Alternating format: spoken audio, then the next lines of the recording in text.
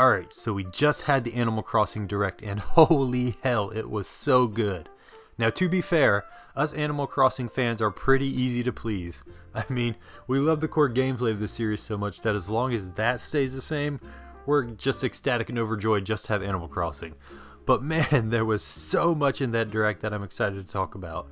Now, I could easily spend the next hour or 2 or 5 going over every little detail of every little thing we saw, but I'm gonna try to limit myself just for the sake of everybody's time.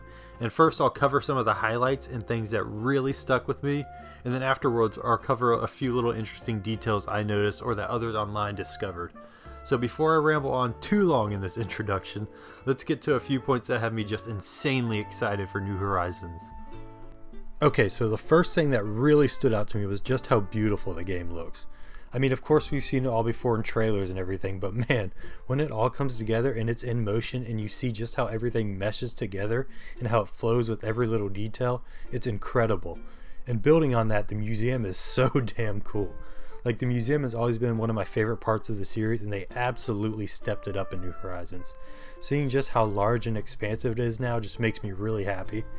Also, we've got to finally see what houses look like in the game, and I'm absolutely not disappointed. They look top notch. Furniture and decoration options also look extremely varied, and it also looks like you can place custom designs on nearly everything, which is really cool. And all of the facilities we all loved are making a return. Nook's shop is there, the museum and the Able Sisters tailor shop are all in. One thing we didn't see though was the Roost Cafe, which I really hope is there, but I didn't see it in the Direct at all.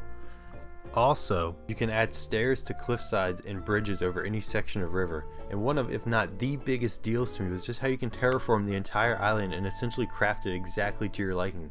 It's almost limitless customization. You can just cut out cliff sides, widen or narrow rivers, create waterfalls, add a river in places where there wasn't one.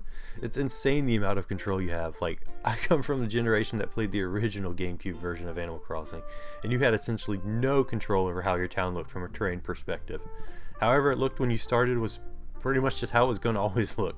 You could add a bridge or two whenever a Tortimer just decided to show up and ask you if you wanted a bridge, but that's basically it. It's just incredible how you can truly make your island and your town absolutely unique to your own personal liking.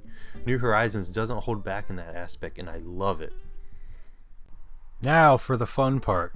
I will neither confirm nor deny that I've watched the Direct a total of 5 times, just combing through looking for little details. I also found some posts from those eagle-eyed fanatics on Reddit's New Horizons subreddit that reveal some cool little non-obvious things from the Direct, so let's cover some of those. Firstly, we saw that Isabelle was back, which is fucking great. I love Isabelle. Tom Nook, of course, the Able Sisters, Blathers, almost everyone we know and love is back. I still need to see my boy Rover, we need to see Copper and Booker too, but what about everyone's favorite drifter, KK Slider? Well, we have what looks to be the old boy in the top left corner of the screen playing in front of the Resident Services building. Is it actually him? I can't tell for sure, but it definitely sure looks like him. I mean, he's got to be in there. He's a staple of the series. He was literally the first character to greet you in the original Animal Crossing on the GameCube, so it would be a crime if KK is excluded. But cool to get a little sneak peek of him if that is indeed him. Oh, and speaking of returning characters, fear not, Rossetti fans. We had heard that with the new autosave features, our snide, cranky little mole friend was out of a job. But don't worry though, Mr. Rossetti had solid references and was able to land on his feet and got a new career in the rescue services. Or at least so it would seem. We didn't actually see him, but it definitely sounded like his theme music playing during that section of the Direct.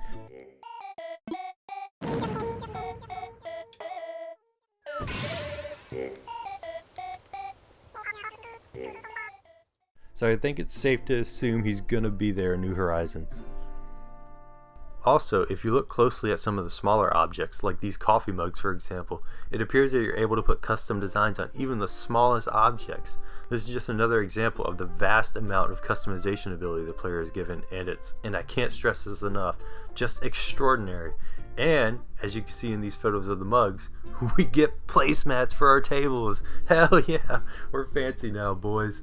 Fine dining establishments will clearly be a thing in New Horizons. Also, this isn't necessarily a small detail because it was pretty directly presented in the direct. But these glowing mushroom lamps are so cool. They remind me of Glimwood, Tango, and Balanleia from Pokemon Sword and Shield, which was really cool. Damn it, why is everything so cool in this game?